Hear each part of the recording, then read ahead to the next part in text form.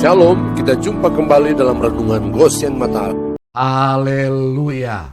Saudaraku yang dikasihi dan diberkati Tuhan. Renungan pagi hari ini bertema, Masuklah bersama anak-anakmu bagian 2.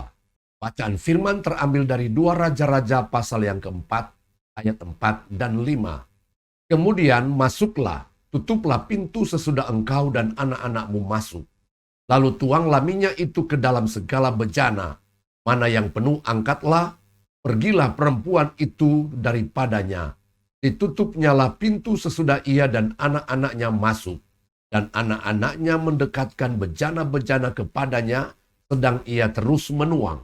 Melalui Nabi Elisa, Tuhan mengarahkan perempuan janda Nabi tersebut supaya tidak membiarkan kedua anaknya hanya mendengar dan mengetahui dari ibunya tentang perkara ajaib yang Tuhan akan lakukan, di mana minyak yang hanya ada dalam satu buli-buli kecil bisa mengisi penuh semua bejana kosong yang sudah dikumpulkan dari segala tetangganya.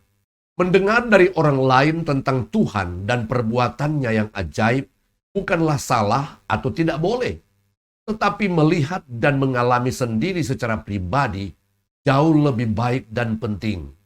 Sebagaimana yang dialami oleh seorang Ayub yang dikatakannya dalam Ayub pasal 42 ayat 5. Hanya dari kata orang saja aku mendengar tentang engkau, tetapi sekarang mataku sendiri memandang engkau.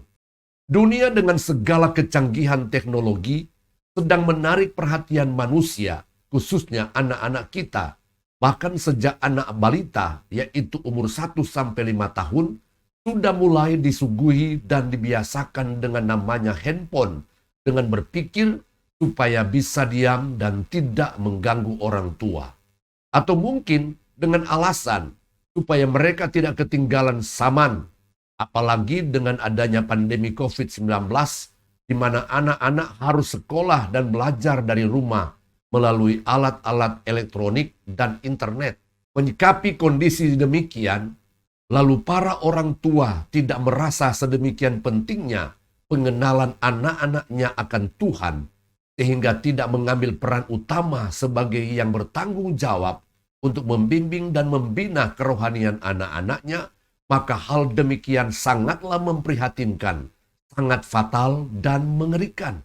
Saudara-saudaraku terkasih di dalam Yesus, jika anak-anak tidak dibimbing, dibina, dan dibentuk rohaninya oleh orang tua dalam keluarganya sedini mungkin, maka mereka akan dibentuk oleh setan dan dunia dengan segala keinginannya, di mana hasilnya adalah kemerosotan moral dan kehancuran serta kebinasaan. Ingatlah, setan adalah pencuri, pembunuh, dan pembinasa.